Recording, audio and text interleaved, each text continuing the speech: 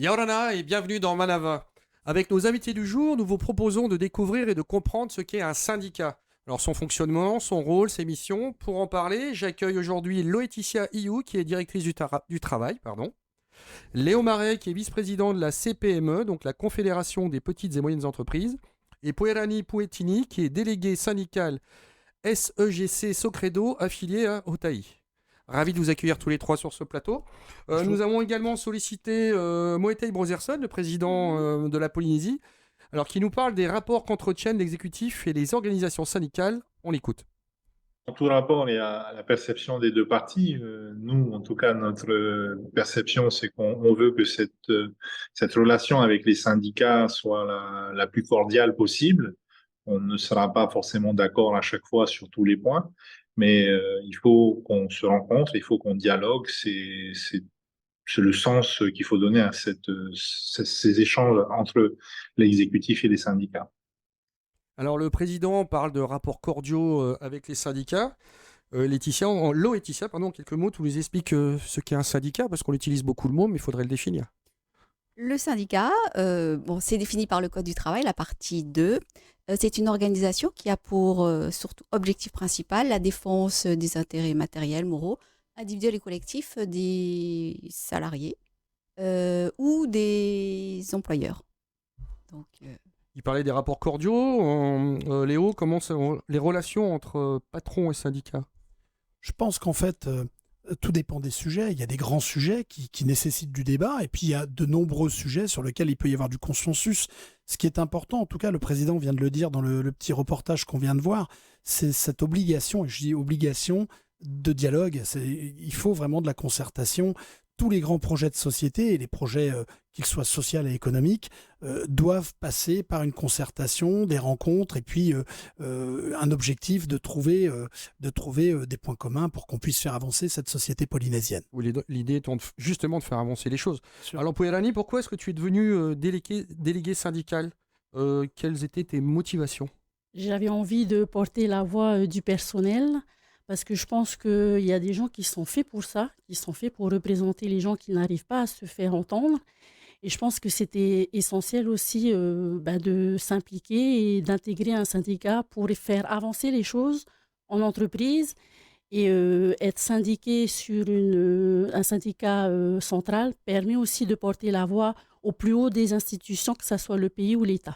Très bien. Laetitia, qui peut être délégué syndical et est-ce qu'il y a des conditions particulières pour l'être? oui, c'est un article du Code du travail qui définit également les conditions pour pouvoir être nommé délégué syndical.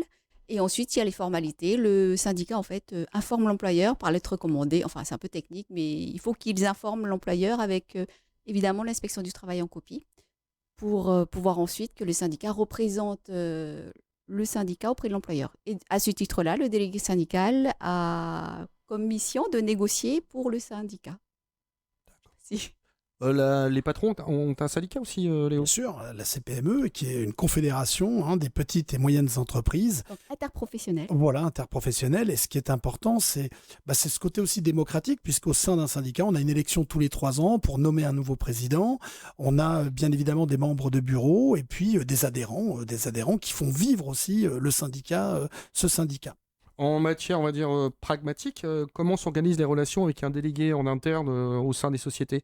C'est très. Je pense que la direction du travail serait plus à même de répondre, puisque elle est souvent l'arbitre un petit peu. En tout cas, elle peut être l'interface Sollicité, oui. et sollicitée pour ça. Alors dis-nous, Mais, Laetitia. voilà, on va laisser Laetitia peut-être compléter. Mais, pardon, pour rebondir sur la question, enfin, il y a des syndicats d'employeurs, en fait, sectoriels également, hein, mais pour les interprofessionnels, effectivement, il n'y en a que 2. Alors au sein, ouais, comment s'organisent les relations délégués-patrons au sein d'une société, d'une entreprise? Ça dépend de la société, mais souvent, effectivement, le DS, dans les entreprises, par exemple, de moins de 300 salariés, le DS est obligatoirement le RS. Alors DS, on précise, c'est Pardon. délégué syndical. Oui, Oui. pardon, le délégué syndical, pardon, est forcément représentant syndical au comité d'entreprise. Et donc, à ce titre-là, effectivement, porte la voix du syndicat au sein de cette instance, alors que les membres élus du CE portent la voix des salariés. Donc, D'accord, donc on va dire il y a c'est par strate. plus ou moins. C'est oui, si on veut, par strate. Et- Mais il y a des instances qui existent qui permettent au délégué syndical de pouvoir jouer son rôle. D'accord. Pour Erani, quelles sont les relations avec les autres syndicats au sein de la société pour laquelle tu travailles, par exemple? On a de très bonnes relations, que ce soit avec les syndicats et la direction générale. Ce qui était important à mettre en place, c'est un dialogue entre nous. On n'est pas souvent d'accord, mais on essaie de trouver des consensus parce que l'objectif premier, c'est le salarié, c'est le bien-être des salariés et donc on fait en sorte quand même de se retrouver, même si parfois c'est pas évident sur certains sujets. Oui, quelquefois, on va dire que ça peut être houleux, mais l'intérêt, comme vous disiez tout à l'heure, c'est qu'on avance et que vous pouvez trouver des points de ralliement. Alors, nous avons demandé au président de nous donner sa vision du syndicalisme polynésien. Alors, moi, j'ai la vision du citoyen, j'ai la vision de celui qui a été chef d'entreprise dans une autre vie, j'ai la vision de quelqu'un qui a été chef de service, puis député. Donc, j'ai une vision qui s'est enrichie dans le temps. On a, je dirais globalement, des syndicats qui sont conscients de leurs responsabilités. On a évidemment, comme dans tous les groupes humains, des éléments qui sont un peu moins, je dirais, bons que les autres, mais il faut jamais généraliser. Mais je trouve qu'on a quand même des syndicats assez responsables. Je l'ai vu encore lors du conflit au port autonome, où franchement j'ai apprécié le dialogue qu'on a pu avoir avec Haute-Hay, hein, bon, puisque c'était le syndicat majoritairement représenté dans ce conflit. Voilà, il n'était pas là pour casser l'outil, il n'était pas là pour faire de l'anti-jeu, et on a trouvé ensemble une solution. Le président considère que la majorité des syndicats du territoire sont des partenaires responsables. Pour Erani, est-ce que tu ressens cette responsabilité? Est-ce que tu sens que tu portes ces responsabilités? Avec Othé, oui, c'est pour cela que je suis avec Othé, parce que je pense qu'on a cette perception d'avoir un bon dialogue social inclusif et on fait en sorte quand même de trouver des compromis. Quand on arrive à aller à la grève, c'est qu'on est arrivé à un échec. C'est pas ce qu'on veut en tant que syndicat. Ce qu'on essaie de faire, c'est d'avoir un dialogue social et trouver des compromis avant d'arriver à la grève. Et quand on arrive à la grève, on essaie quand même de trouver encore des solutions pour éviter qu'il y ait des répercussions, que ce soit en termes économiques, parce que quand il y a une grève au port, il y a des répercussions sur toutes les autres filières. Alors justement, pour devenir délégué syndical, est-ce que tu as suivi une formation particulière? Parce qu'on ne décide pas du jour au lendemain de représenter ses collègues. Il faut avoir une certaine formation, une certaine connaissance aussi des textes et ce genre de choses. Pardon, je vais juste rappeler que les délégués syndicaux représentent surtout le syndicat. Ceux qui représentent les salariés, ce sont les membres élus, hein, donc délégués du personnel, membres élus. D'accord. Mais effectivement, pardon, je te laisse répondre. Tu as raison, il fallait le préciser, c'est Voilà. bien. Avant d'être déléguée syndicale, j'étais représentante du personnel au comité d'entreprise. Ensuite, au délégué du personnel, aux membres du CHSCT. Et c'est comme ça que petit à petit, j'ai intégré toutes les instances et ce qui m'a permis un peu de me faire remarquer au sein de la centrale syndicale de Haute-Hay. Et est-ce qu'il y a donc je repose ma question, vous avez des formations particulières, on va dire techniques, sur le législatif, sur ce genre de choses? On a des formations particulières qui nous proposent, la centrale syndicale nous propose des formations justement parce que je pense qu'on a besoin d'être formé oui. pour comprendre quel est notre rôle, pour distinguer le rôle d'un délégué syndical, d'un membre du comité d'entreprise ou d'un délégué du personnel parce que chaque institution est complètement différente. Les délégués syndicaux sont là pour tout ce qui est revendication et faire respecter le droit des salariés. C'est plutôt les DP, ça. Enfin, mais vous êtes dans la revendication et la négociation. Et la négociation. Voilà, négociation. Et la négociation. Et je pense que c'est important d'avoir des formations. Et je pense que toutes les centrales syndicales proposent des formations et on a des heures exprès, des heures de formation exprès pour ça. Laetitia, alors comment un syndicat est constitué? Il y a un statut Enfin, c'est aussi décrit dans le Code du travail. On m'a dit de rester, de vulgariser. Mais il y a des statuts à déposer. Et je tenais aussi à souligner parce qu'effectivement, lorsqu'on parle des syndicats, on a surtout en tête les 5 plus représentatifs dans Haute-Hay. Mais il y a une pléthore de syndicats également créés au sein des entreprises. Et il faut saluer aussi leur leur travail un Et peu leur d'ombre. implication. Voilà. Donc, mais...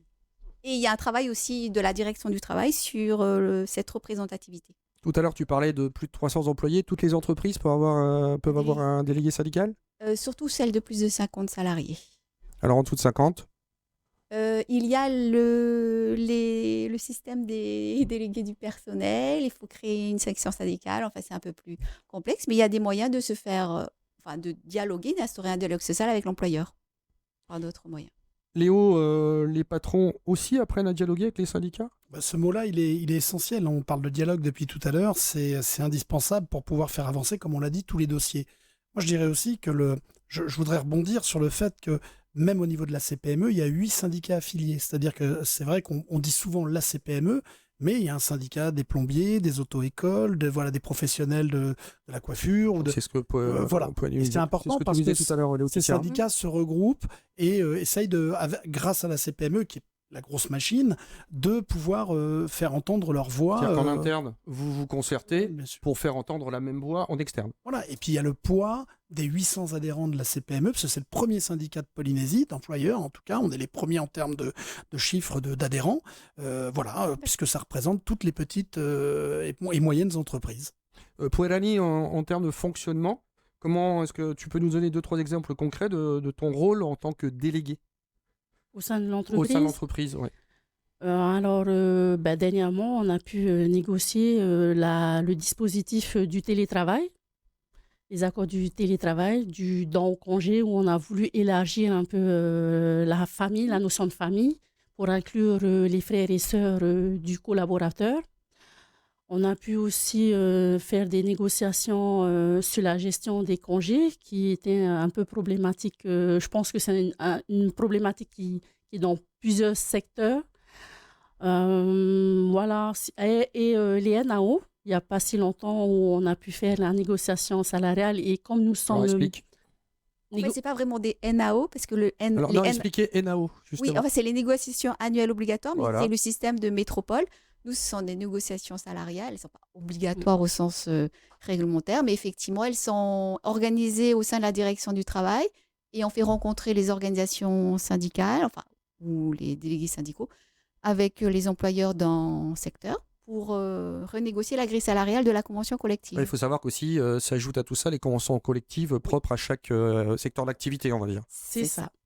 Et donc, au sein de la semaine, juste après, au sein de la semaine, donc, tu as des heures dédiées pour ça. J'ai des heures dédiées pour ça, pour aller à la rencontre du personnel, être à leur écoute et essayer de porter les sujets auprès de la direction générale. Et là, il y a un dernier sujet qu'on a eu, c'était la semaine des 4 jours. Qu'on essaye, ils sont favorables et qu'on va peut-être essayer de pouvoir le mettre en place cette année. Est-ce que n'importe quel employé, même qui ne serait pas syndiqué, peut vous interpeller ou vous poser des questions? Oui, on est quand même assez ouvert d'esprit. On n'est pas là à tout de suite dire qu'il faut être syndiqué tout de suite. Si quelqu'un a besoin de nous en interne, on essaie de le guider et de l'aider dans ses démarches. Et ensuite, on essaie aussi de le convaincre de se syndiquer parce que je pense que c'est important d'être syndiqué. Les gens se rendent compte que quand ils ont un problème, mais au-delà du problème, c'est important de se faire syndiquer pour savoir, pour comprendre un peu comment fonctionne l'entreprise, pour avoir beaucoup d'informations sur les droits des salariés et ça passe par le syndicat. Je t'ai coupé tout à l'heure, Léo, je t'en prie. Pas grave du tout. Je voulais juste rajouter au moment où on parlait des négociations salariales que le facteur aussi économique de la société en fait partie. C'est-à-dire qu'on l'a vécu, la crise Covid a amené des négociations un peu différentes post-Covid, après-Covid. Donc le monde économique bouge et c'est en fonction de ces effets que les négociations se font aussi. C'est-à-dire qu'il y a des moments où on peut, il y a des moments où on ne peut pas. Et surtout ne pas croire que les syndicats de salariés ne discutent pas avec les syndicats de patrons, parce que ce n'est pas vrai. On a des fois cette image-là. En fait, on est régulièrement en dialogue et régulièrement essayer de trouver des solutions, parce que pour l'entreprise, le monde des salariés, il est capital. Une entreprise marche bien si au sein de son entreprise, les salariés sont bien et si tout le monde est heureux de collaborer. Donc c'est important. Alors, le président a également répondu sur l'importance apportée par le pays au dialogue social dont les syndicats sont les représentants. On l'écoute. Nous, c'est fondamental. Je l'ai dit lors de mes vœux aux organisations syndicales. J'ai d'ailleurs pas voulu adresser de message distinct aux organisations de patrons et aux organisations de salariés, puisque dans ma conception, ce qu'on dit aux patrons, les salariés doivent l'entendre, et inversement. Donc j'avais le même message à leur adresser, qui est de rappeler quels sont les deux gros chantiers qui nous attendent pour cette année, qui vont être fondamentaux pour les années à venir. C'est celui de la réforme fiscale et celui de la réforme des comptes sociaux et de notre protection sociale en Polynésie.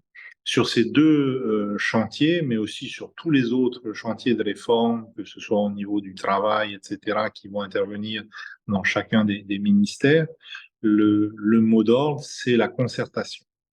Il y aura donc un calendrier des concertations sur ces sujets, en tout cas sur ces deux gros sujets de réforme, mais aussi sur les autres, qui sera exposé dès le début du mois de février, pour qu'on sache voilà, quels sont les rendez-vous qui nous attendent sur l'année, en prévision donc de l'adoption de ces réformes, alors, en partie lors de l'étude du BP 2025 et de la loi fiscale qui va être adossée, et puis en partie sur les années qui viennent, puisqu'on ne peut pas tout faire en un exercice.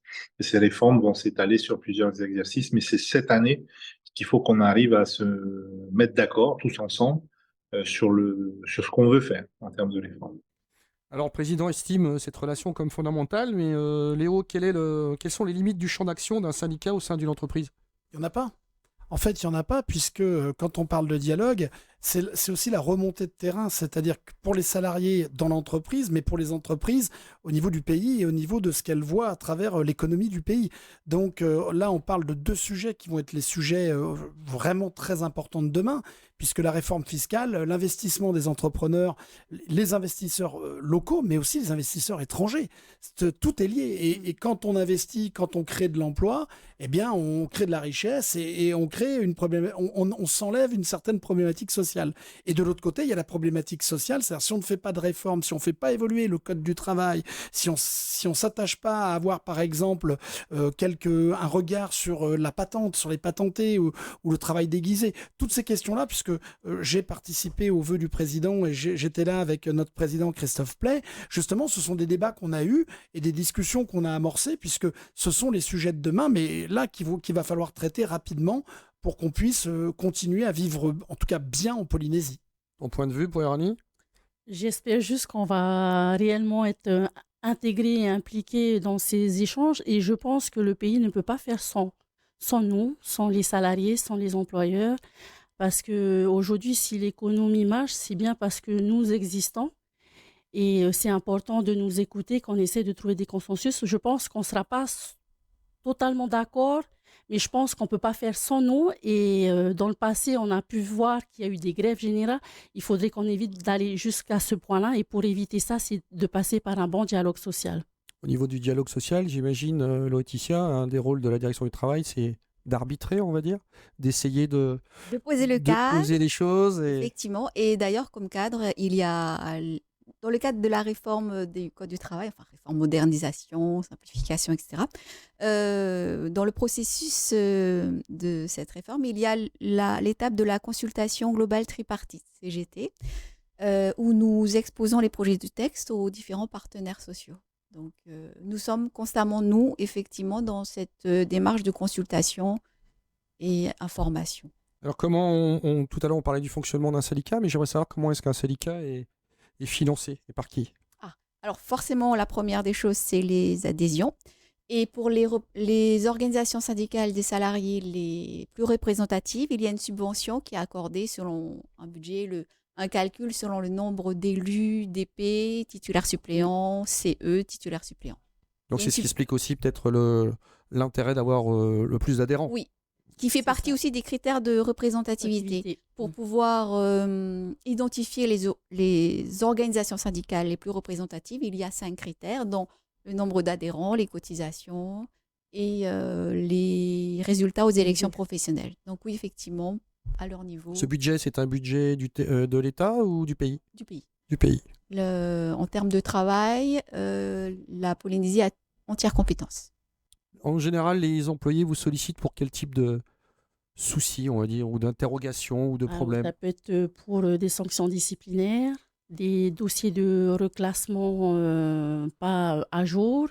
Ensuite, ça peut être aussi des signalements de harcèlement, des signalements de risque de RPS, des RPS. conflits, On risques explique tout ici, tout psychosociaux, est. excusez-moi, risques psychosociaux, des problèmes entre managers ou avec un collaborateur aussi, hein. Ça peut aussi arriver qu'il y ait Et des ça, c'est pas problèmes. le rôle de la RH ou du RH aussi? C'est les deux, en Si, fait. mais quand Ça, en fait, ça dépend de l'entreprise et de la taille oui. de l'entreprise. Parce que quand tu parles RH, tu vois, nous, on est le syndicat des petites et moyennes Donc, il entreprises. n'y a pas de RH. Bah, c'est vraiment, C'est on est rare. dans un esprit plus familial, D'accord. c'est-à-dire où le patron traite directement avec ses salariés. C'est vrai que, sans vouloir faire la promotion du MEDEF, ce sont plus les grosses sociétés où là, il y a une structure en interne qui permet des fois d'avoir un RH et tout. Pour les petites entreprises qui sont très nombreuses, on parle de l'artisanat, hein, entre autres, les artisans sont dans un Ça permet d'avoir une traitement, oreille, voilà. une écoute. Voilà.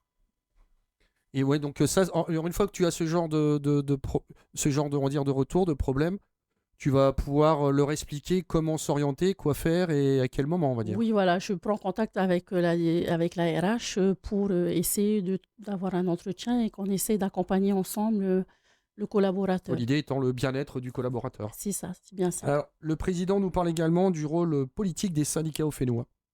Ils ont un rôle essentiel parce que ce soit les syndicats de patrons ou les syndicats de salariés, c'est eux qui sont au cœur de l'activité économique. Ils sont aussi au cœur de l'activité de l'administration puisque ils sont représentés dans notre administration et ils ont un point de vue qui est unique et qui est précieux. Donc, ce qu'on attend des syndicats, en tout cas au niveau du gouvernement, c'est ce dialogue franc et puis ces propositions. Parce que moi, j'ai la conviction que les syndicats, patrons comme salariés, ont des propositions très intéressantes à amener à la table des discussions. Donc, on n'est pas là, nous, pour faire la leçon, on n'est pas là pour donner des cours, etc. On est là pour échanger. Nous, on arrive avec un point de vue, avec des amorces de solutions, des propositions de dispositifs, et ensuite on en discute tous ensemble, et les uns comme les autres viendront enrichir le débat. Après, il appartient évidemment à l'exécutif de trancher à un moment, parce que, encore une fois, on ne pourra pas être d'accord sur tout. D'ailleurs, une bonne négociation, c'est pas une négociation où l'un a emporté 100% des points sur l'autre. Une bonne négociation, c'est une négociation où chacun a lâché un peu pour arriver à voilà, une entente. Donc, c'est fondamental le rôle des syndicats dans une société. Léo, comme dit le président, une bonne négociation, c'est une négociation où chacun va vers l'autre et réussit à entendre l'autre. Alors, c'est un peu ce qu'on dit depuis le début de l'émission. Mais moi, je voudrais apporter autre chose parce que je pense qu'il y a quelque chose qu'on oublie souvent et finalement, ton émission permet de pouvoir le dire aujourd'hui. C'est qu'il n'y a pas que de la négociation, il y a vraiment un travail qui est élaboré par l'ensemble des syndicats, le gouvernement. Quand on parle de politique, c'est là où on s'engage politiquement à travers un syndicat, puisque je vais prendre des exemples concrets pour les téléspectateurs. La réforme sur l'apprentissage, je parlais des patentes tout à l'heure, et tellement d'autres sujets où en fait, on n'est pas que dans la négociation, on travaille ensemble. C'est-à-dire que ce sont des projets qu'on essaye de développer. Alors, on parle de Cotec, de Copil, quand on parle des métiers de la mer, le CMQ des métiers de la mer, le CMQ de l'hôtellerie, tous ces projets-là sont des projets qui ont été à chaque fois les partenaires sociaux, patrons, salariés et d'autres organismes et institutions se mettent autour de la table et ne font pas que parler parce que la parlotte, c'est bien, mais il y a un vrai travail qui est fait de réflexion par les uns et les autres pour apporter, en fait, à chaque fois au projet. C'est important parce que souvent, on ne voit pas le syndicalisme ou les syndicats comme ça. On voit que la partie, on va dire, Voilà. émerger, Une mais on ne voit pas tout revendication. le travail qui est... Voilà. Voilà. Il y a un vrai boulot de présence dans toutes les commissions, c'est-à-dire que je rappelle aussi qu'on est des bénévoles et qu'on le fait bénévolement au service d'une cause, de la cause de nos actions, mais ce boulot-là, il est énorme sur toute l'année quoi, et constamment. Ton point de vue sur le côté négociation? Je rejoins Léo. Je pense que c'est un partenariat. On collabore ensemble, on essaie de trouver des compromis, on est force de proposition et je pense que c'est important aussi de s'impliquer dans la vie politique parce qu'on a aussi des sujets qui se rejoignent. le télétravail, la semaine de 4 jours, qui permet par exemple de réduire la circulation, puisque c'est problématique aujourd'hui. Donc je pense que c'est important d'être autour d'une table. J'imagine la directrice du travail que tu es est satisfaite quand tout le monde s'entend. En tout cas, tout le monde peut se parler et trouve des solutions. Et nous, on pose le cadre. On a, pour les négociations, par exemple, annuelles, on a trouvé une nouvelle formule pour donner des meilleures conditions de négociation entre les deux parties, tout en restant, nous, neutres, factuels. En fait, c'est beaucoup de diplomatie. Oui. Alors, grâce à vous, maintenant, on en sait un petit peu plus sur les relations, on va dire, pays, patron, syndicat. Et on voit que la clé de voûte de tout ça, c'est la communication, l'entente et réussir de toute façon à faire avancer le pays qui est pour notre bien-être à tous. Merci d'avoir répondu à mes questions. Remercie le président aussi d'avoir accepté de jouer le jeu et de répondre à nos différentes questions. Vous pourrez retrouver cette émission en replay sur le site de TNTV. À suivre le VA. On se retrouve à 17h15 demain. Bonne fin de journée sur TNTV.